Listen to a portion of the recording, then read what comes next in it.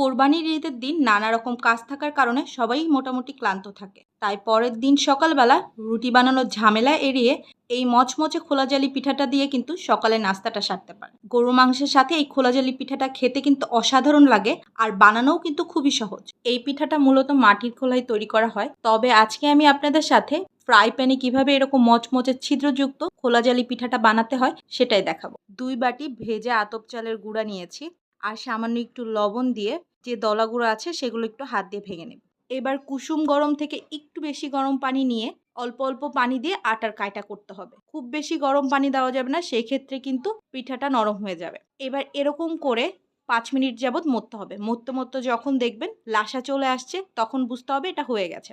এবার 3টা ডিম দিয়ে এবার 1 টেবিল চামচ তেল দিয়ে দিচ্ছি। ব্যাটারের ঘনত্বটা পাটিসাপটার পিঠার থেকে একটু পাতলা হবে, যা আপনারা দেখেই বুঝতে পারছেন।